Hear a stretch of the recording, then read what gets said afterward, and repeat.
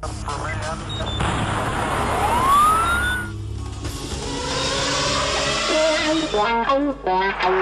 have a dream that one day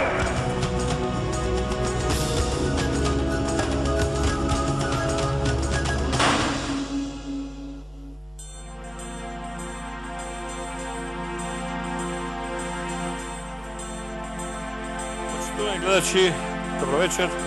Petak večer, Milenko Nedeljkovski show, Kanal 5 televizija, 5. sezona. Na početak od dve raboti. Jedna je moj sovet. Ova treba da je stikče koje go dobivate od mobilan operator, v slučaju od One, i go stavate u laptop i sekada treba da fatite internet. To je tako, da. Ама да кажем во Хрватска, јас имам Хрватска овако, ако идам во Хрватска, Випов е и функционира. Ако секате живците да си ги скинете, за да имате интернет, купите вакво и зафркнете се како мене. Денеска пробав да го надополнам по телефон, нели? Да уфрлам 500 денара или 300 денара од овој број, да се појават на овој број. Што е најпроста процедура секаде во свет. Ми побара, севоев по телефон, ми побара матичен број, што не смеат да ми барат по телефон, тоа се заштитени податоци. Ми побара да сум севел од овој број, а овој број ми е за стик, овој број ми е за, значи можам да вадам оваа картичка, да ставам оваа картичка, па да тука пропуштам некои позиви кои ми се важни во тој момент. Така натаму, значи, трудна работа и ви препорачувам ако никако да не се решавате на One и на овој стик за интернет. Тоа е прво. Второ, минатиот петок, колегата Васко Ефтов во својата емисија, која ја не му ја гледав, бидејќи одев на кај дома, си одев после мојата емисија, па ми се јаве луѓе ми кажа, па нормално после си ја гледав на интернет, како што е ред. Скратено, меѓу другото, кажува дека имал многу награди и го прашува Панде Колемишевски што бара со типови како што е Миленко, Јанко, Типка, како што е Мирка, Латас и така натаму. Така натаму и дека тој би имал многу награди, а ние ништо не сме имали, и ние имаме по некоја награда, меѓутоа сакам само една порака да му порачам, нему, а вие да ја чуете. Ја имам две награди најважни, Божји награди. Едната се вика син ми Борис, другата е керка ми Бона, тоа се награди кои само одгоре доаѓаат. Мирка има награда таква, Латас има, Јанко има дури 3 такви награди. Васко нема, затоа што не е разбрал биолошката закономерност. За да имаш такви награди, мора да има однос меѓу суштество од два различни пола. И само тогаш доаѓа до таков резултат. Било која друга комбинација нема резултат, дури луѓе со многу пари, како што се големи филмски и пред се музички звезди, не успеваат да го направат тоа што мајката природа не го дозволува. Значи, за вистинска награда, нека се потруди барем еднаш во животот да има разнополна врска и евентуално да ја добија правата награда во животот. Вече ова гостин малку на политичка тема, ама малку и на тема која сака малку да ги објаснем работите во контекст на сите избиднувања што се овде кај нас, на Блискиот Исток, Северна Африка, во Европската унија и така натаму, е млад човек. Ја во принцип сакам да разговарам со млади луѓе, оти веќе преку глава од старци и мудреци. Млад човек кој, после ќе опрашам и колку години има и што, кој е инаку наш представник, еден од 120 во парламентот на Македонија и се вика Александар Николовски. Добро вечер. Добро вечер, благодарам поканата. Значи, имам интересен разговор со него, останете со нас, има мала пауза и веднаш ќе си разговараме за многу интересни теми. Нема да е банално и досадно, нема да е уште еден политичар кој се појавил на ова, тоа не. Повелете, гледате, ќе се уверите. Добро вечер уште еднаш Александар Николовски е гостин во вечерашно Миленко Неделковски шоу. Александар, прво прашање, кога си роден? 24. марта 84. Значи... Овен во хороскоп. Значи, имаш многу малку години, е? Да, 26, за некој месец 27, во Охрид сум роден, таму пораснав. Znači ti to nego pamtiš, za Jovanka ne znaš ništo, za postari da želim da zborujem na Ranković, Manković, ne znam, Koča, Popović. Za mene sve istorijski likovi sam čitao, apsolutno, ali... Nekoj figuri, nema life, ništa. Ne. Dobro, znači 26 imaš bezmalku, duplo pomalku od mene, što me pravi nesrećen, iskreno ti kažem.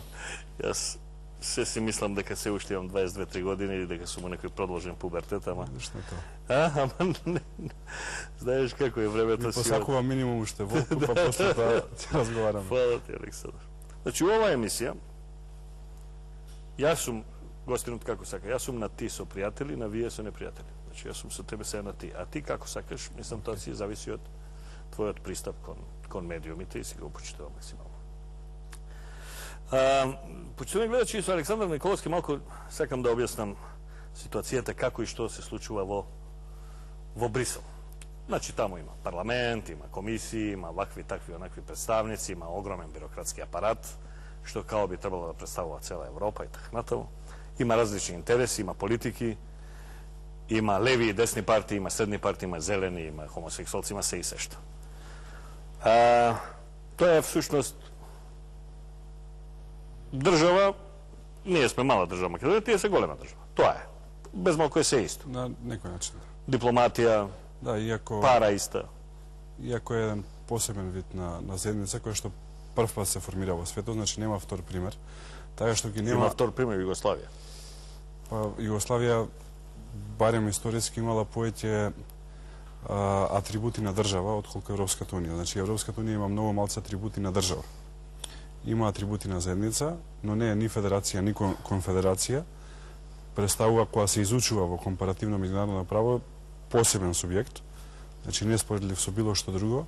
Клjučното што не ја прави држава е тоа дека ги нема основните атрибути на држава, а тоа е дека нема заедничка војска, значи нема заедничка одбранбена политика. Тоа не е НАТО, не? Значи има обиди во моментов, има например обид за заедничка надворешна и безбедносна политика. НАТО секако тука е во сработка на официјална војска на Европската унија, што ние имаме на Република Македонија, нема. Тоа е првото, второто, нема народ, туку сите кои што влегуваат таму го задржуваат својот идентитет. Тоа е како Југославија, добро. И тоа е едно од клучните прашања поради кои што ние нели се не согласуваме со грците. И третото е дека никој не се откажува од својот суверенитет кога влегува во Европската унија. Значи државите продолжуваат да функционираат за разлика од Југославија на пример, каде што републиките можеа да општат меѓународно, но не можеа да го прават тоа на највисоко ниво, односно склучуваат договори, па тие договори влегуваат во сила и така натака. Добро, значи сега на пример Германија и Франција можат различни меѓународни договори да склучат и да си важат. Ние овде имаме една перспектива, една перцепција сигурно за Европската унија, тоа е перцепцијата што дописничката на А1 главно ни ја презентира овде, а тоа е црнила, блювотање, отрови и така натаму, кои доаѓаат од Брисел кон нас. Така ли е реалната ситуација? Видете, тука, значи, има еден впечаток кој што се создава во Република Македонија, тоа е дека ние кога одиме таму, без разлика дали во Брисел или во Страсбург или во други центри, ние одиме таму да се караме, да се расправаме, дека нешто таму ни држат лекции, па ние одиме како ученици таму и дека таму има некои ликови кои што така намрштени не чекаат и не држуваат лекции. Не е така. И воопшто во меѓународните односи не е така, најмалце во овој случај. Тоа е прво. Второ, работите за кои што Македонија соработува со Европската унија, пред се се на едно техничко ниво кое што се вика подобрување на условите за живот. Имено ние имаме национална програма за пристапување кон Европската унија, која што значи сет на мерки пред се во законодавниот дел, кои што се усвојуваат секоја година. Има 36 поглавја за кои што ние комуницираме, секој министерство покрива по неколку и на пример за ова година има јасно кои законски, подзаконски акти и така натака треба да се прилагат. И тоа е основното во комуникацијата. Најмалци има оно што има во јавност, дека на пример сега ако Александар даде изјава во собрание дека денес врнело дожд надвор, а не врнело, дека некој во Брисел таму внимава и ќе му се јави, ќе го искараме, не врнеше надвор дожд. Не е таква работата. И го нема тој однос и мислам дека има две причини зашто се создаде овој впечаток. Првата е СДСМ во периодите на владење, а и во периодите на опозиција, не знаејќи како да образложи одредени чекори, особено кога беа на власт, кои што биле непопуларни, велеа Брисел така. И са никога на телефон да се каже Москва кажа Белград, сега така Брисел. некој е проложил, никој нема телефон таму, а сега стварно кажавте или не кажавте. И не можете да образложи зашто треба испушта 300.000 луѓе од работа, направат приватизација кој што направија, да го сменат името како што го смени, а зашто е тоа така? Пошто Брисел така каже. И тој впечаток... И иди сега ти провери. Точно, и тој впечаток продолжи да се презема од интелектуалци, од новинари, од луѓе кои што се занимаваат со општествен живот. Мотивите можам да ги претпоставувам таму, можеби се лични, можеби се незнаење, неинформираност, можеби да јавноста да добие поинаков впечаток, навика секако, и заради тоа се создаде впечаток во Македонија дека ние сме под некакво туторство на некого и дека соодветно треба да одговараме на тоа туторство. Јас еднаш, тоа е еден тежок термин кој што се користи, но го користи многу во Европска унија, се вика евроболшевизам, а тоа е ваквите примери кои што не ги има само во Македонија, туку ги има во многу држави кои што сакаат да пристапат кон Европската унија. Она што претходно биле Москва или Белград или други центри во рамките на Варшавскиот пакт и нели Југославија не беше, сега станува Брисел. И тоа колку што е проблем за земјите, уште поголем проблем е за Брисел, заради тоа што перцепцијата за Европската унија е многу лоша и ако гледате сите земји пред да пристапат кон Европската унија имале помалку од 50% поддршка за членство, вклучувајќи ја сега и Хрватска, што зборува токму за оваа работа дека бил наметнуван таков впечаток од структури кои што од комунизмот продолжиле да... Што да направиме да го разбиеме тој впечаток? Мислам дека тука две работи се... Можеме да се жалиме на непрофесионалноста на известувачот таму, кој е таму. Сега, сем тоа на што, како да... Генерално, мислам дека времето ќе ги реши голем дел од овие работи, заради тоа што доаѓа нова генерација која што поинаку ги доживува работите. Споменавте дека јас многу од претходната држава не се сеќам, така што на нас авторитети од типот кажа Белград или во случајов кажа Брисел и така натака, не значи многу, не во смисла дека не почитуваме, туку во смисла дека имаме доволна свест за себе што работиме, дека тие работи треба да ги проверуваме. Така што смената на генерациите ќе донесе своето, но во меѓувреме треба да се работи на јавното мислење, апсолутно се согласувам, и тука треба да помогнат и луѓето кои што се амбасадори на земјите членки на Европската унија во Македонија. И тука има навистина добри дипломати, дел кои што доаѓаат тука и кои што многу професионално си одработуваат работата. Секако има и такви кои што не баш добро го прават тоа, но паралелно политичарите, јавноста, медиумите, новинарите и дипломатите, мислам дека може да се смени оваа слика. Ние се уште имаме највисока поддршка за членство во Европската унија, иако е факт дека опаѓа. Инаку, генерално, нашата заложба, она што е основно прашање, тоа е дека ние не сакаме Македонија биде член на Европската унија, апсолутно неточно. И тука би сакал да кажам дека... Вие како партија и како владеачка структура. Точно. Би сакал да кажам дека во 2004 година, кога ние ги правихме промените во рамките на партијата, јас сум дел од таа екипа која што тогаш учествуваше во тие промени, една од основните причини поради која што сакавме да направиме промена во ВМРО-ДПМН беше токму тоа да имаме една јасна линија дека државата треба да влезе во Европската унија и во НАТО, прво, второ да расчисти со корупцијата и со криминалот, и трето да донесе подобар стандард на граѓаните во смисла на економија, борба со корупција, владење на правото. Така што ние, ако за овие три постулати сме успеали да реформираме партијата, апсолутно сега сме спремни да ја реформираме и државата.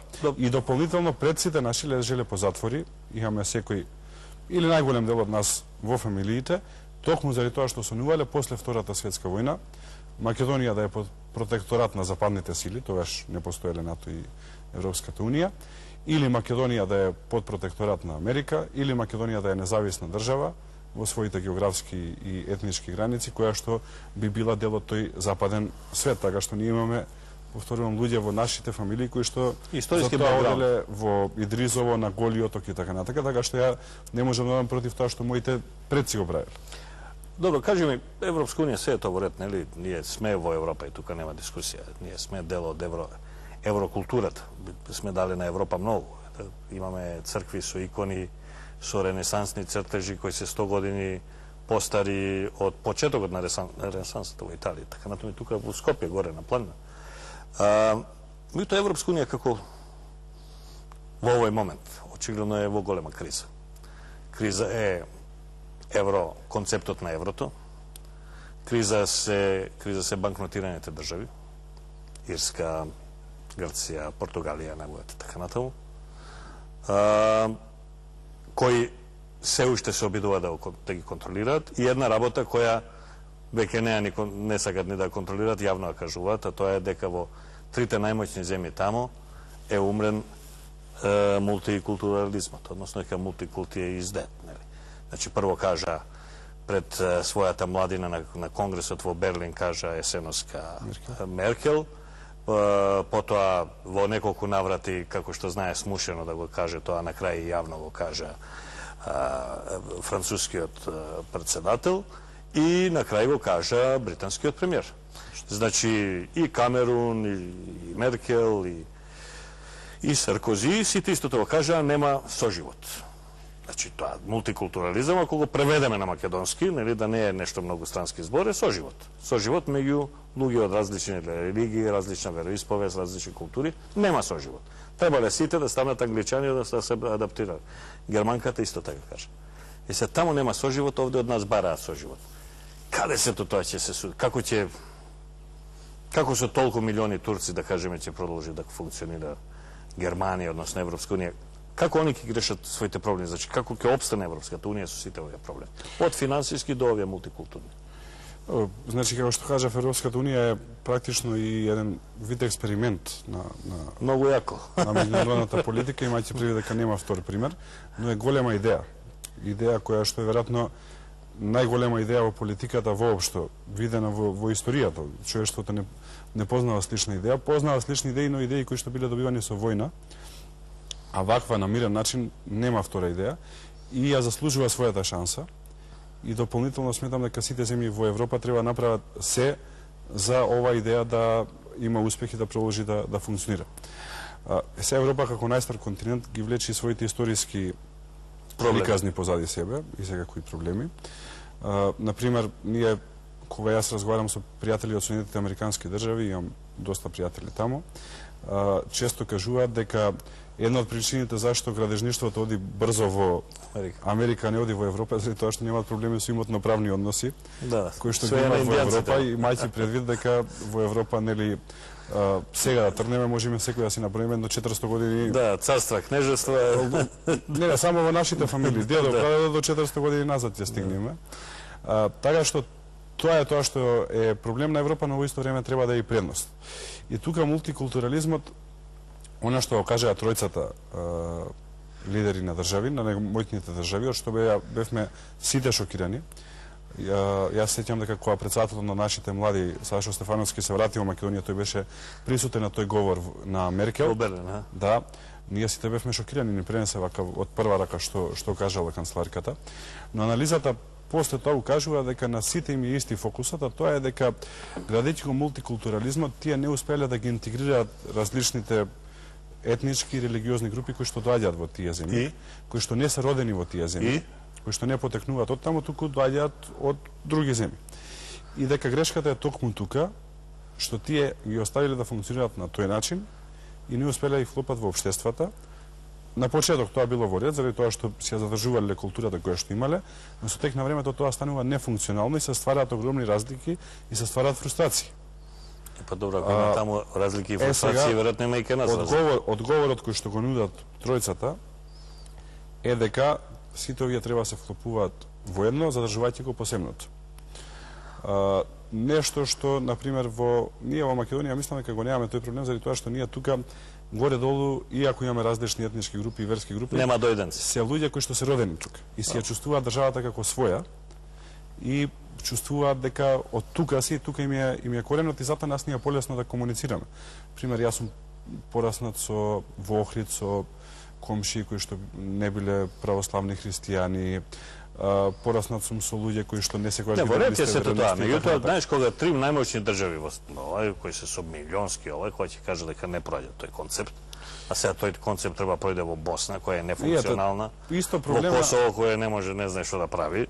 Проблем на тој концепт исто така е дека не интегрирајќи ги овие земјици во рамките на државите, онам од каде што дошле, со тек на времето тие држави јакнат. Например, ако доаѓале од Блискиот исток, од Ирак, и така натака, кога доаѓале биле многу слаби држави, во меѓувреме јакнат. Со тоа што не ги интегрирале Германија, Франција, Англија во нивните општества, се обидуваат одредени радикални структури таму да се отворат филијали во рамките на овие држави. Например, нападите во Лондон беа од луѓе кои што се родени во Англија, пораснале во Англија и биле дел од општеството и практично нема одбрана од таа работа. Таа што ова ќе е најголемиот предизвик на 21-виот век, работи кои што ги дефинирале многу луѓе. Уште еднаш на кратко. Сепак сите одлуки или најголемиот дел од одлуките што ги донесува Брисел, во сите своји тела, сега да не одвојувам тела, во ред, сепак се реално политички одлуки. Значи, дали Македонија ќе ги започне пристапните преговори, или дали ќе стане членка на НАТО, или тоа се све реално политички одлуки. Значи, тоа има критериуми, исполните ги, ние ги исполнивме, па следе, па чукаме на врата. Бидејќи политичка одлука да влезе, не ни знаат што е Кипар, до пола не е турски, е наши грчки ова, Малта, не знам што, недораснати држави Бугарија, Романија, Португалија и така натаму, значи тоа се политички одлуки. Тука нема друго што човек да мисли. Значи ние де факто да го заокружиме ова. Чекаме на политичка одлука. Да, ние чекаме 3 години на политичка одлука и тоа е парадоксот на Европската унија, што имаат паралелни тела од кои што едните се занимаваат со реални работи, кои што ни ги викаат технички работи, и другите се занимаваат со политички работи. Така што вие можете да ги исполните сите услови, али ради политички причини да не добиете членство. Например, ние ги исполнивме сите. Зборот ми е околу вината, дали колку сме ние виновни или колку ние не сме виновни. Со е чиста работата дека на наша страна, ако веќе говориме за вина, нема вина. Тоа што ние се до тоа што требаше го исполнивме уште во 2009 година. Оти нели опозицијата кажа, тие ВМРО бил, не знам, евроскептици, не ги интересирало влагање во Европска унија, све правеле за да се закочи процесот. Значи има ли наша вина? Апсолутно таа приказка не поминува и ако сакаме да се споредуваме, например, се сеќавам од 2006 година кога дојдовме на власт, за 2004 година законите ги нема усвоено за членство во Европска унија. Така што оние кои што се представуваат како најголеми поддржувачи на европскиот концепт, не си ја завршиле нити работата што требало да завршат. Радмила Шеќеринска, која што се нели представува за не знам каков поддржувач на процесот, од позиција вице-премиер за европски прашања, не си ја завршила сопствената работа, значи или не одела на работа или работела нешто друго. Така што по однос на нашиот дел ситуацијата е многу чиста и многу јасна, а тоа е дека ние ги завршиме сите работи кои што требаше да завршиме. Грција прави проблем, отворен, со блокада, со вето, заради името. Ние сме под практична уцена и јас често велам дека имаме сведија што сме во Европа, да бевме 1000 километри поисточно, веројатно ќе завршевме како Грузија со Русија што заврши. И дополнително ние решивме овие 2,5 години заради тоа што сме свесни дека имаме политички проблем, да продолжиме да се реформираме државава, не за Европска унија, туку заради граѓаните тука, заради тоа што ако живееме поквалитетно, за нас е подобро. И тука имаме уште една разлика со СДСМ, а тоа е дека тие ги прават работите заради тоа што некој им ги бара, а ние ги правиме работите заради тоа што сметаме дека треба да се такви. И доколку почнеме преговори, ние многу активно ќе преговараме. Значи нема да преговараме, кажете сега што треба, ги завршуваме работите и пријатно, него ќе преговараме многу активно и ќе кажуваме што е тоа што нас не одговара, што е тоа што нас не ни одговара, или тоа што овдека живеат луѓе со своји навики, свој менталитет, традиција, економски односи. Например, една банална работа, може да ќе е смешна, ама многу говори. Јас не знам дали во Франција или во Англија има рабуш, кај нас има рабуш кога пазарите во дитаче. И сега тоа се работи кои што се дел од традицијата и кои што треба да останат како такви. Во спротивно ќе го изгубиме идентитетот, а основно во Европската унија да го зачуваме. Последно од ова европски прашање, сега мислам сакав ова, ај уште едно. Најновата епизода во Брисел, кога оној англичанецот Тенок го искара Фуере, а холандјанецот има едно тешко име, не му го памтам. Исто така имаше многу зборови на критика за Талер. Како тоа изгледа таму? Тие ги караат нив, стварно? Видете, ги критикуваат, ги... Амбасадорот одговара пред европратениците, односно пред Комитетот за надворешни работи на Европскиот парламент. Како што нашите амбасадори одговараат пред Комисијата за надворешни работи во собранието. Значи, принципот е ист. Да. И ти одат таму на сослушување, како што ние пред да пратиме некој амбасадор, го викаме кај нас во комисија, го распрашуваме што ќе прави во државата кај што оди. Што планираш? Му кажуваме ова ти чини, ова не ти чини. Ако осетиме потреба во тек на неговиот мандат дека негде ја сгрешил, го викаме повторно да го опомениме за некои работи. Така да истото е и таму.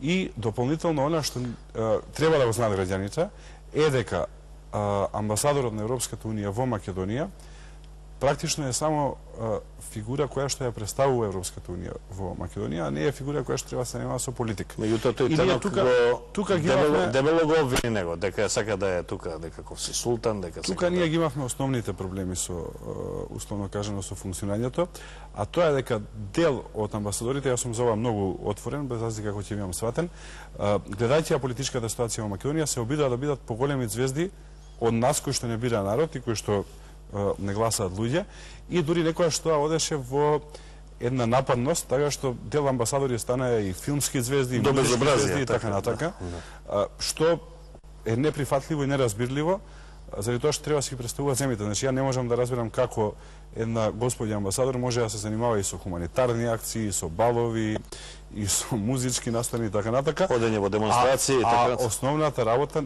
например, еве се замислете обратна приказна да Никола Димитров, нашиот амбасадор во Холандија, оди во Амстердам и каже дека ова се вие со јавниве куќи што правите тука не е во ред, не е морално, не е според принципите на Македонија, што ќе се случи со него. Така што тоа не е дека ние сме негостопримливи или дека сме лоши или дека сме против Европска унија, едноставно има правила, сите тие правила се викаат Виенска конвенција за однесување на многу се дипломатите. повикуваше фуера на таа Виенска конвенција, всушност таа има две страни. Мислам дека треба сите да ја читаме, таа Виенска конвенција. Обвинувањето кон него што одеше од британецот од Танок? Во рамки на демократијата ја можам да го сватам како мислење на еден пратеник, но исто така е факт дека тоа него не му е случајно. Значи човекот има аргументи зашто го кажал тоа. За жал се амбасадорот е на заминување, но ние бевме соочени во еден континуиран период да тој представува интереси не на Европската унија, туку да ја представува интересите на одредена политичка партија во Македонија и на одредена политичка групација. Зошто би го правил тоа? Дали му се пријатели, дали му се симпатични, дали заради тоа што неговите гледишта се левичарски па има такви погледи, не знам, но факт е дека беше така и мислам дека во неговото работење, ако веќе отворено можеме да говориме за критика, имаше многу лични моменти во носењето на одлуки, што мислам дека не е добро, заради тоа што дипломатите представуваат оној кој што ги праќа таму, а не ги даваат собствените судови. Например, јас сум од Охрид, се среќаваме често со него таму, односот кој што го имаше кон мојот град беше апсолутно неприфатлив за најголем дел од жителите таму, обидувајќи се да се меша во работите во самиот град, од типот дали улиците биле чисти или не, началников го бивало или не го бивало, што дури и со најдобра намера да било кажано, дури и да било кажано во смисла на подршка, остава друг впечаток. Значи јас не велам дека сето она што го правил со лоша намера, но велам дека впечатокот и тоа како изгледат работите во јавност не беа баш најдобри, а ние треба да испремаме граѓаните дека кога ќе влезат во Европска унија ќе живеат подобро од ова што живеат сега, а не обратно, и цело време им кажуваме дека се работи за принципи таму, а не за поинакви одлуки. Мислам дека имаат граѓаните големо разочарување со проблемот со Грција. Гледат дека не е се до принципи и мислам дека последната работа што треба да правиме е дополнително да ги разочаруваме со други работи. Со такви односи. Сега ќе направиме, Александр, мала пауза и потоа ќе се префрлиме на друг терен. Ќе излеземе од Европа.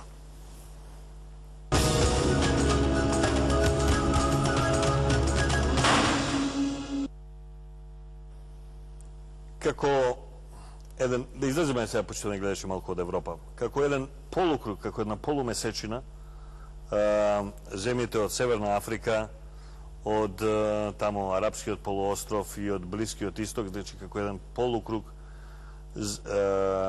кон Европа, се земји кај кои во исламскиот свет главно, кај кои сме сведоци на радикални промени, напаѓање на режими кои траеле 30 години паѓаат за 13 дена.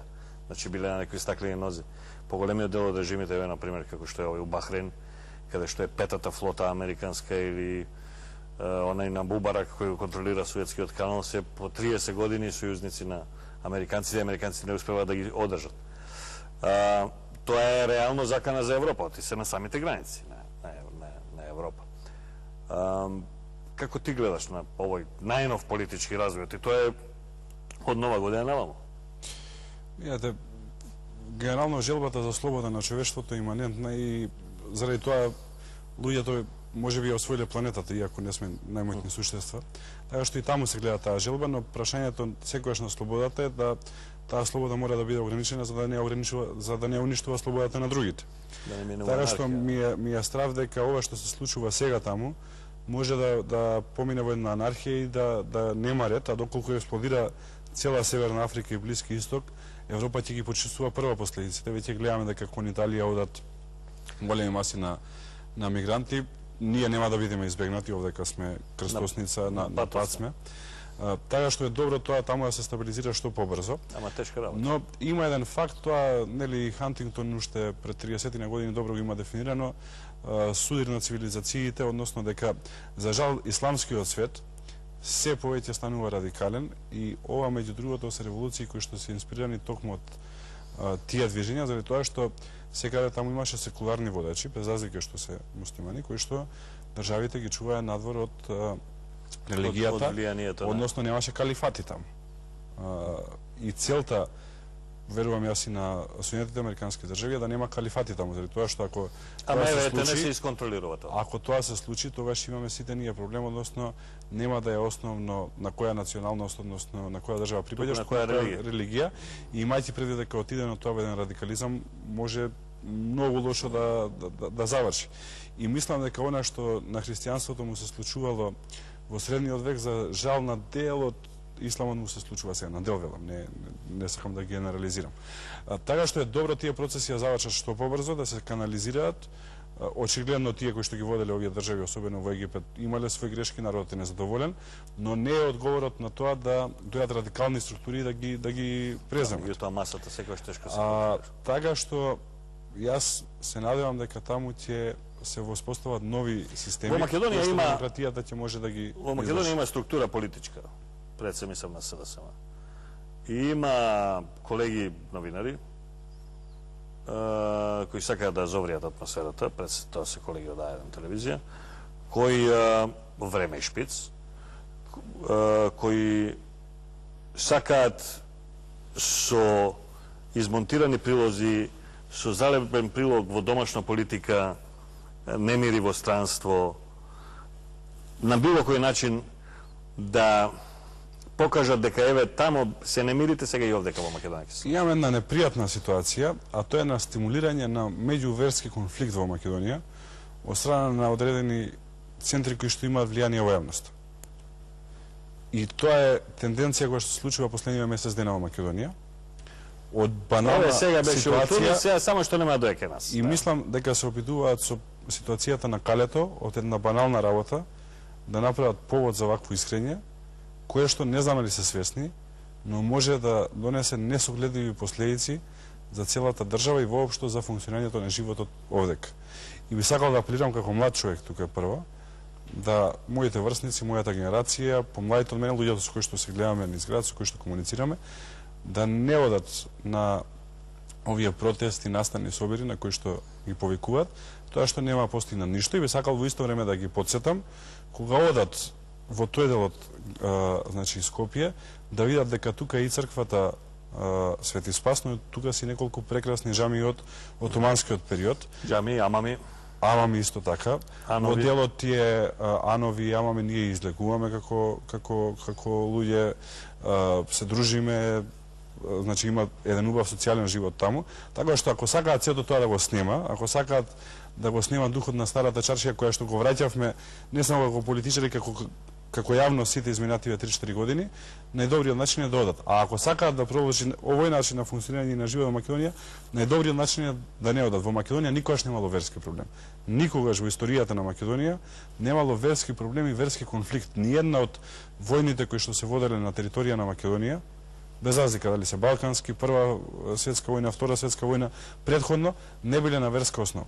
Биле за национално ослободување, биле големи војни, разни војски доаѓале и така натака, но никогаш немало верски проблем, заради тоа што ова е крстосница. Меѓутоа има и една друга работа. Прво овдека, значи за разлика од тие режими во Северна Африка, во ова, овде никој не владее со помош на војска, никој не владее авторитарно 30 години. Никој нема паркирано пета америчка флота у пристаниште.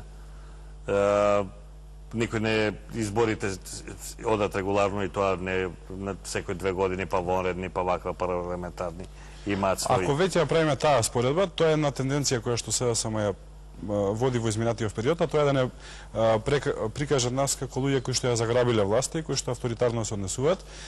Тоа е апсолутно неточно, заради тоа што ние власта се дојавме на избори и тие изгубиме на избори. Кога и да е. Дали новија, дали наследни, дали на тие после нив, како што сме дошле, така и тие си заминеме од власта. Демократски. И заради тоа граѓаните не го примаат тоа. Заради тоа што тие што гласале за ВМРО-ДПМН и за СДСМ знаат за кого гласале и знаат дека не е авторитарно тоа. Од денеска излезе податок на една телевизија дека они имале 400.000 подржувачи. Ако има 400.000 подржувачи, тоа е значи А1 е најмоćната партија у Македонија. Со 400.000 гласа работи. Прво е прашање дали се тие веродостојни. Добро, еве, ја не им верувам, меѓутоа еве да се 400.000. Што ме 400.000, нека бараат избори утре, за утре ќе дојде на власт А1 партијата. Точно. Втората работа е дека луѓето едно е кога се одлучуваат за политика, друго е за други работи. Ако некој, не знам, пејач собери на стадион 50.000 луѓе, не знаеш дека тие 50.000 луѓе ќе гласаат за него ако излезе на избори и обратно, ако ја утре станам пејач, овие кои што гласале за мене во Охрид, нема ми дојдам на концерт пошто не знам да пеам. Така што граѓаните си носат одлука врз основа на тоа зашто конкретно се прашани во моментот, иако бројката мислам дека е дискутабилна и можеме сериозно да ја дискутираме. Но основното што ми е поента за СДСМ е дека во Македонија досега се добивала и се губела власта на избори. Значи, наследни избори, кога и да се, тие излеземе со програмите, со концептите, заеднички ќе разговараме. Очигледно, Бранко Црвенковски не може да поднесе тоа што подолг временски период рейтингот му е ист или минимално му расте и вели дека доколку се случат следни избори ќе ги бойкотира, нема да учествува на нив и така натака. Може да направи тоа, демократски е, но после тоа сите последици кои што ќе се случат на државата заради тоа што најголемата опозициона партија бойкотирала ќе бидат неговија, не на владеачката партија. И дополнително она што јас не можам да го разберам како млад човек кој што не се занимавал со политика во 90-тите години, е која е таа потреба да цел живот одредени луѓе бидат во политика. Значи тоа што треба сите ние осватиме во политичари е дека ова е работа која што нас ние во дел од животот. И не треба ние професија. Значи политиката е служење на народот. Невозможно е да служите 50-60 години. Тие се изморите како човек. Черчил ја добил војната па изгубил на избори, така да има заради тоа што веројатно луѓето така мислеле. Така што секој кој што мисли дека политиката ќе трае вечно, односно во текот на целиот свој живот и дека е незаменлив, апсолутно греши. Доаѓаат нови погледи, нови генерации кои што поминуваат покрај нас и не можеме да ги видиме. Ако например 90-тите години избори се добивале со митинзи, сега ќе се добиваат на Facebook, на YouTube, на Twitter и така натака. И возможно е некој да тоа не го сватил како такво и нормално е да си оди да дојде некој друг или да... Така изумреле и диносаурисите. Овдека беше во емисија, една емисија пред 2-3 емисии гостин Бранко Геровски, вели формално правно, го користевме тој израз. Формално правно, има ли политичка криза во Македонија, односно дали е во криза парламентот? Не, во парламентот во моментов има околу 80 и точно ќе ви кажам 86 пратеници кои што секој ден доаѓаат на работа и се вршат работата. Значи, дека може да се гласа со просто мнозинство, може да се гласа со двотретинско мнозинство и може да се гласа според бадентер. Со квалификувано, да, точно. Значи, не постои криза. Значи може да се носат закони, декларации, одлуки, да се менува устав, да се прогласи војна, да се сменат граници на државата, значи сето она што уставот го дозволува со таа бројка. Да се смени влада. Да се смени влада, апсолутно, да се смени спикер на парламент, да се се, така? Се. Значи нема криза. Апсолутно и дополнително парламентот функционира најнормално. Кој е моралниот кредибилитет да ти како пратеник го бойкотираш парламентот, а меѓутоа да користиш патен налог и да одиш за Израел како Бучковски или на оној доручекот кај Обама како оваа колешка Славица Грковска. Кој е како тоа? Ти бойкотирам ова, ама вамо да ми дупе види пут. Значи, овој бойкот не е прво собранието и ако нешто има константа во сите бойкоти на опозицијата, тоа се овие меѓународни патувања. Тука нема бойкот. Не можам да сватам зошто. И гледам дека се вулгаризира во јавност. Ние кога патуваме, зборувам за себе, јас сум шеф на нашата делегација во Соедна Европа, ние таму, верувате, некоја работиме повеќе него овде. зборувам бар за мене и за луѓето кои што јас ги водам, заради тоа што таму сте 3 дена, гледате што повеќе работа завршите за државата. Го немате комунитетот кој што го имате дома, ако не денес, сутре некоја работа да завршите. Очигледно тие ги доживуваат како туристички посети и гледам дека извештаите кои што ги доставуваат не се на нивото на кое што треба да се, но тоа нас не прави проблем на останатите кои што сериозно си ја Добро, ма бойкотираат, патуваат, што е работа? Така што тоа е константа дека на секој бойкот само ова не е бойкот. Кажем, имаат причини кои што не се разбирливи за мене. Не постои некогаш да имало бойкот на патувањата, да дојде обратен бойкот. Не ни може. Напротив, ние како мнозинство некогаш сме се откажували од многу битни патувања, што решила опозицијата да не влегува и да не гласа за закони и да каже обезбедете си вие во кворум. Тоа беше 2006-2008 многу присутно и навистина тогашниот претседател на собранието професор Љубиша Ѓурѓиевски имаше огромни проблеми да воспостави некој ред. Еден врвен интелектуалец, може би еден од најголемите живи интелектуалци во Македонија, се доведе во ситуација да на тој начин го обструираат неговото работење, што мислам дека не зборуваше за него, туку зборуваше за оние кои што го правеат. По однос на бојкотот, ние правевме некои истражувања, две работи ќе кажам. Прво, дека во Германија бојкот имало еднаш и требало 6 часа, ни еден цел работен ден, а дека во Финска во последните 20 години ниеден закон на опозицијата не е усвоен. И сега поставам реторичко прашање, дали Финска и Германија се автократски држави. Во исто време во Македонија само последниве 2 години над 600 амандмани имаме усвоено на опозицијата. На различни законски решенија. На секоја втора седница поставува точка на дневен ред каква сакаат. Значи, може да постават точка на дневен ред патувањата на Александар од Охрид до Скопје и назад. Значи, буквално каква сакаат точка, се зборуваат што сакаат. Закони поднесуваат, интерпелации на министри. И сега ние сме во ситуација 18 луѓе да држат во заложничество останати 86 и цела држава и да тврдат дека има криза и да поставуваат услов кој што бараат да ние не го правиме. Она што ние го имаме како најголем напад од СДСМ е дека ние ја партизираме државата. Тоа сега да те прашам, значи ме ги прочита мислите. Значи, кој е менталниот склоп на една партија да тврди и да кажува ти, Никола Груевски, направи притисок врз обвинителство да ги пушти од притвор или да им ги укине, да ја укине забраната за сметките или знаат, живеат у плурална држава, у држава каде што државата има 3 власти независни една од друга, извршна, законодавна и судска, значи извршна е Никола Груевски, судска е судот, законодавната сте вие. Значи, кој е тој човек? Таму има правниците, таа денеска што се појавуваше вчера всушност на пресконференцијата Данева и така, тоа е од правниот факултет, не е од земјоделски. Еве, ја не знам завршил правен факултет, исто така знам дека не смее да се меша Груевски во судската власт. А они го терат, меше се, кажи им, стави. Дали е тоа навика од нивниот начин на раководење на државата, кога Бранко Црвенковски све решаваше преку Ленче Софрониевски? Ја ќе видам директен, ја прво не знам дали се координирани меѓу себе, значи дали се гледаат вака состаноци, дали прават, и второ дали се ги читат изјавите меѓу себе. Значи, вчера подпредседателот на СДСМ излегува и вика партизирано вие судството, администрацијата и така назака, а завчера генералниот секретар излегува и вика парламентот да ги одблокира сметките на еден, односно да влијае на судот. Значи, во 2 дена, двајца највисоки функционери на партијата тотално различни. Велат, рушете го системот, не го рушете системот. Значи, ние кои што сме обвинети дека го рушиме системот, во исто време од нас се бара да го срушиме системот. Тоа е невиден парадокс и мислам дека една од причините во политиката лажењето не секогаш поминува прво. Дали мислат дека ете такво едно лажење и така знаеш ќе излезе со сериозна фаца? Кравата, нешто загрижен, нешто ова пресконференција, микрофони. Петрански збора. Петрански кои не знаеш што значат, така натаму. Дали, како што користиш оние чудни зборови, Бузлевски, така натаму, дали они мислат дека може да го излажат народот? Дека може да излажат некој човек од Берово, примерно, или од, не знам, кажи друга, од Македонски Брод. Па веројатно некојаш го излажале, но лекцијата не ја научиле дека веќе не може да лажат и дека 5 пати губат.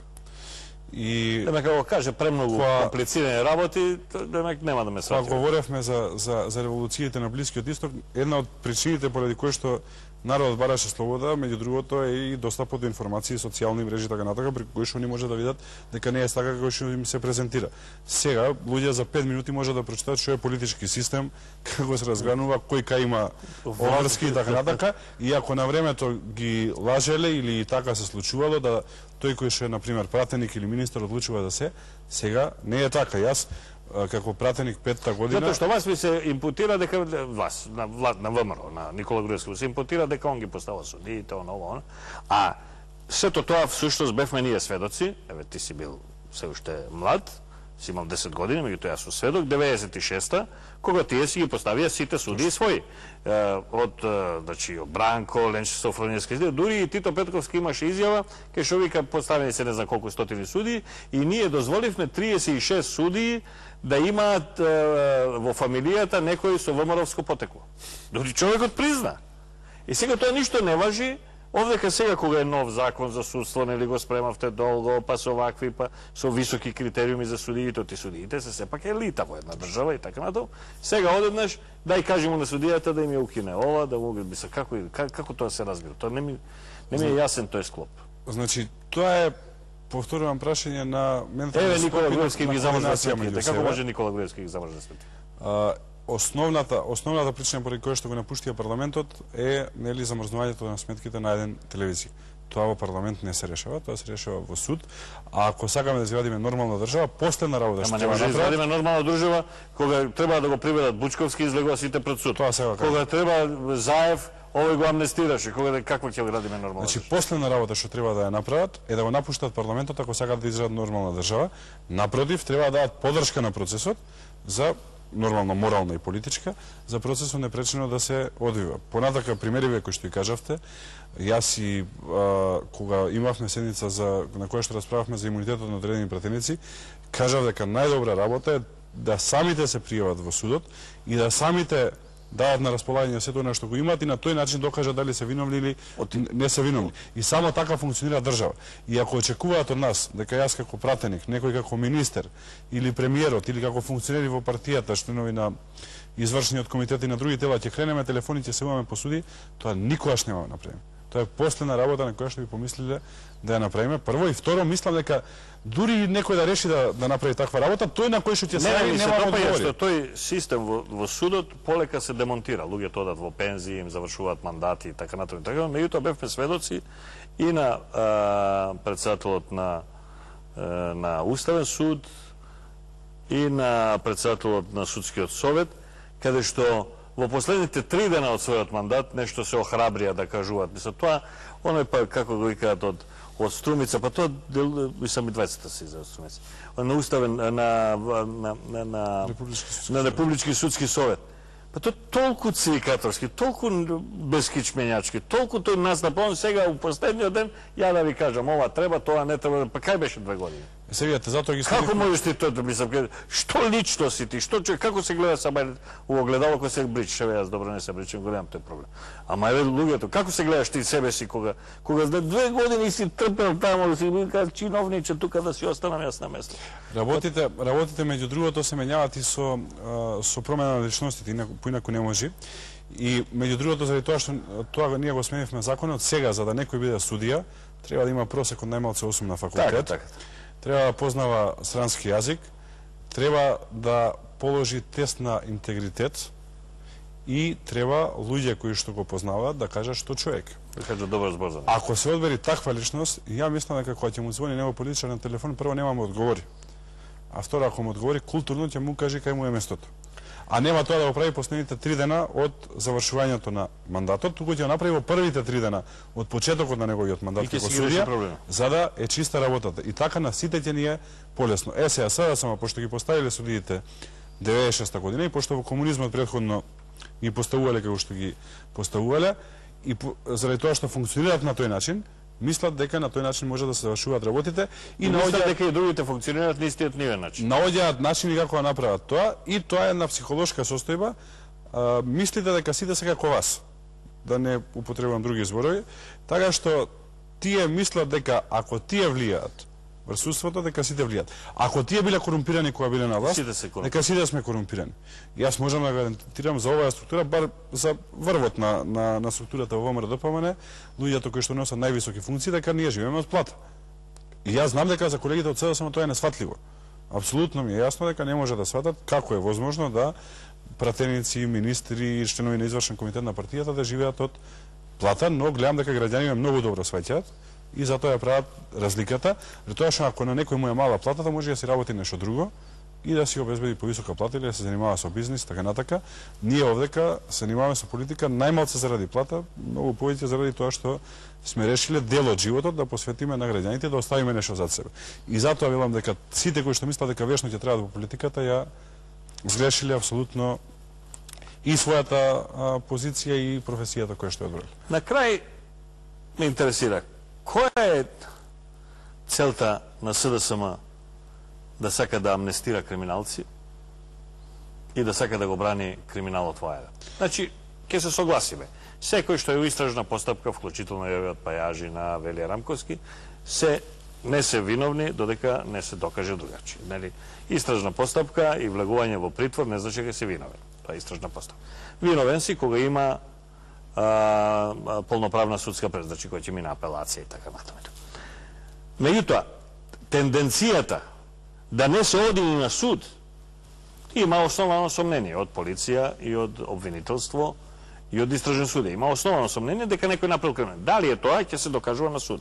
Меѓутоа, тенденција уопште тоа да не оди ни на суд, да се расчисти без тоа, да се премине преку тоа, да се амнестираат новинари, колеги мои новинари, кои примале пари на рака, иако го критикувале системот зашто не функционира, а системот кажува дека се треба да биде жирално, се да оди преку сметки, преку трансакциони и така натаму, кои примале пари на рака, кои се вработени како високо квалификувани пакувачи, векаве пакувачи на смоки и така натаму, за да сет еден таков систем да не да го поддржува СДСМ, туку да го брани, да гребе да го брани.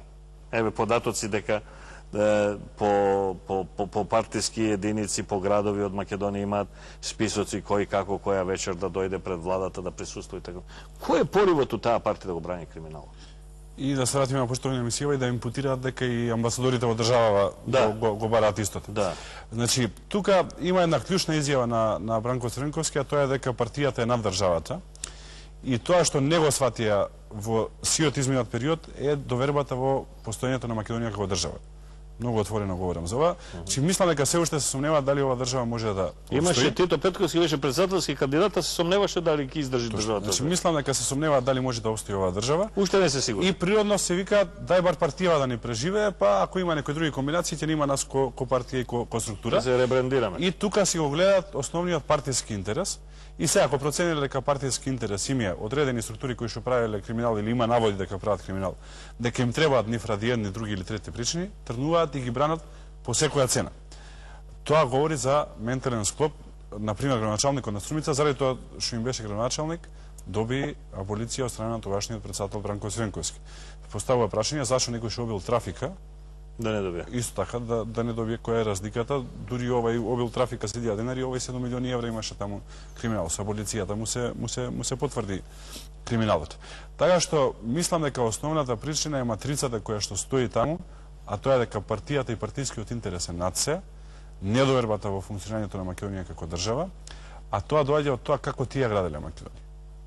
Значи, кога ја граделе Македонија во 90-тите години, ја граделе на еден крајно циничен и подценувачки начин, избирајќи суди и послушници, давајќи ги фирмите на луѓе блиски до нив, не верувајќи во успех, создавајќи интелектуалци кои што се најмалце тоа, па затоа се им смета и законов за високо образование, создавајќи невладини организации кои што треба само да поддржуваат она што го кажува партијата, и практично они целиот систем го граделе дефектно. И они се уште живеат во тоа време дека тој систем како тако функционира и не можат да веруваат дека тој систем може да биде нормален. 5 години ние градиме еден поинаков систем, јас не велам дека целосно сме смениле, но ги менуваме работите и секоја година и секој ден поминат повеќе, се помалку ќе можат нивните политики да има влијание. Јас не велам дека СДСМ никогаш нема да дојде на власт, ама оваа структура во СДСМ И ова е матрица на размислување, нема никогаш да дојде на власт. И се додека не си ја сменат матрицата, нема да имаат шанса. Може да ќе дојде некоја друга структура, некоја друга политичка партија или друга структура во ВМРО да помине. Ние нема сме вечни, тоа ни е јасно и не ни сакаме, но оваа структура во СДСМ никогаш повторно нема да се врати на власт заради матрицата на размислување. Мислам, видете, без никого да консултирате, вие да прифатите име за меѓународна употреба на државата поранешна Југословенска република Македонија, без срам да кажете 2 месеци ќе трае, го 16 години трае, да подпишете таму дека ќе преговарате за името, значи никој со сила вас не го кажал тоа, смените знаме и да подпишете член во кој што навијачка група ако го извади на стадион, треба владата да им прати писмо и им каже дека не е добро, на свадба не можете да го извадите. Тоа говори вака за едно подценување. И втора работа, да само во 95-та година, баш ги читав пред некој ден тие податоци, предпријатија со номинална вредност приватизирани од 2 милиарди германски марки, тогашнија се приватизираат за 66 милиони марки, од кои што пола се заробени девизи со 50% вредност, значи за 33, се кажува за односот кој што го имате кон државата. Не знам дали се опрашање карактери, матрици, воспитување, политички систем кој што претходно бил граден, но знам дека 90% од проблемите кои што ги имаме во оваа држава ги имаме ради политичарите кои што владееле во таа држава. Заради тоа што ако не дадете простор внатре дома, никој од надвор не може да ви го увези проблема. Значи ако ние во 90-тите години поинаков пристап сме имале кон Грција, веројатно проблемот со името ќе го немавме сега, ќе бил разрешен или воопшто немало да постои. Тие виделе дека можат овдека да најдат плодна почва и решиле да направат тоа кое што никој друг го нема направено во светската историја, на комшијата да му го сменат името. Че ова ќе влезе дефинитивно во учебници, а тоа е дека сосед бара од соседот да го промени името и веројатно грчките политичари од 90-тите години, за разлика од нашите, ќе бидат испишани на најславните страници на грчката историја, за тоа што за својата држава го направиле најдоброто, скоро невозможното. Неможното.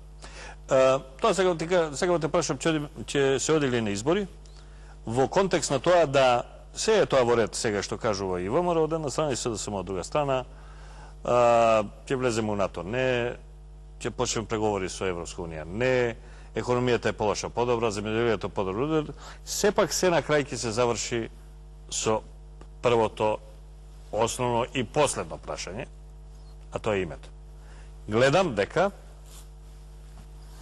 Бранко Црвенковски, неговата партија, неговите подпредседатели, неговите интелектуалци и неговата телевизија, оти според Латас, се согласувам со Латас, дека еден е дебел заложник и должник на Бранко Црвенковски од овој момент натаму, веројатно и претходно, значи сите тие, еве, со месеци не го споменуваат името и не го кажуваат својот став за името. Односно, кажуваат, ставот на СДСМ за името е добро познат, а е непознат. ВМРО има јасен став, СДСМ нема никаков став. Сепак, изборите ќе се скршат на тоа прашање. Па, последниот став на СДСМ за името е дека треба да свиткаме кичмата, Зоран Заев. Тоа е на Зоран Заев, подпредседател, да се разбереме. Подпредседател на партијата, значи, втор човек во партијата. Подносни избори ние имаме чист мандат, кој што ни трае некаде до април-мај 2012 година. И доколку се прашуваме само ние сме добиле мандат на избори, треба да си ја оствариме програмата. Во исто време сега само сака да креира криза во демократски држави се решава на избори, но она што прават е молат Господ да не добијат избори, значи создаваат криза. Да, избори, а не. Прават проблем, а не сакаат тој проблем да се реши на избори, туку сакаат нешто друго и спремаат сценарија да насилно влегуваат во парламентот, да прават инциденти, да се прават ситуации на кале какви што се прават. Мислам дека пак го подценуваат народот, а тоа е дека народот има доволен капацитет да препознае и дека ако во 90-тите години добили избори со тоа гласајте на заради тоа што и од ВМРО војна ќе ви донесат.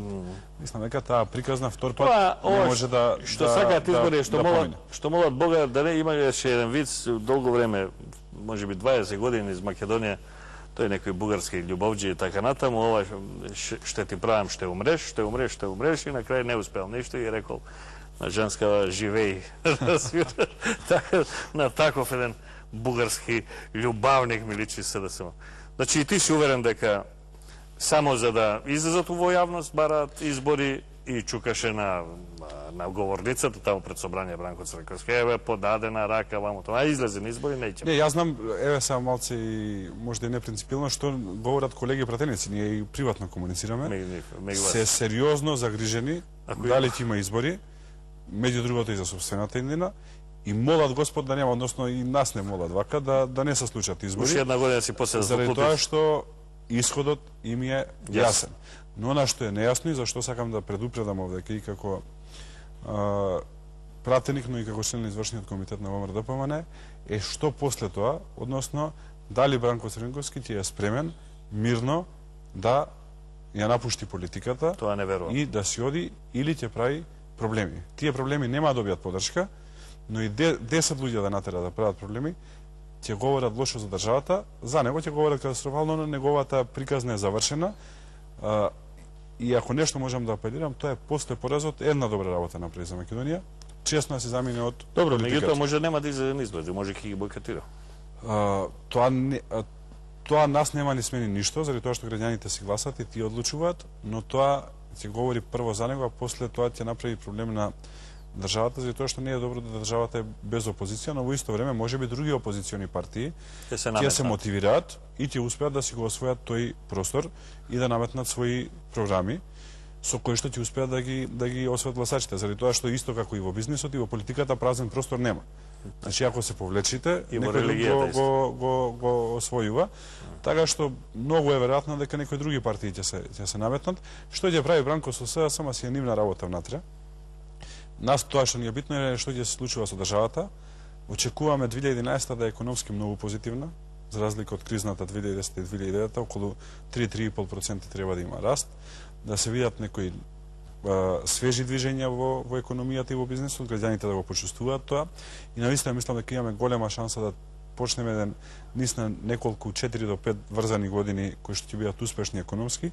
И мислам дека граѓаните го заслужуваат тоа. Последна работа што треба да им направиме се било какви политички инциденти кои што ќе го спречат тоа.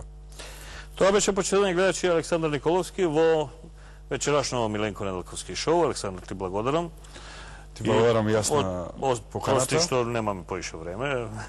Драго ми беше, навистина е задоволство да се разговари, сум благодарен на поканата. Вие почитувани гледачи идниот петок нема да ме гледате, ќе гледате снимката од шоуто кое секоја година го прави Радио Бубамара на Ранко Бубамара. Значи дека моја емисија ќе може да гледате во редовниот петочен термин по 2 недели од денес.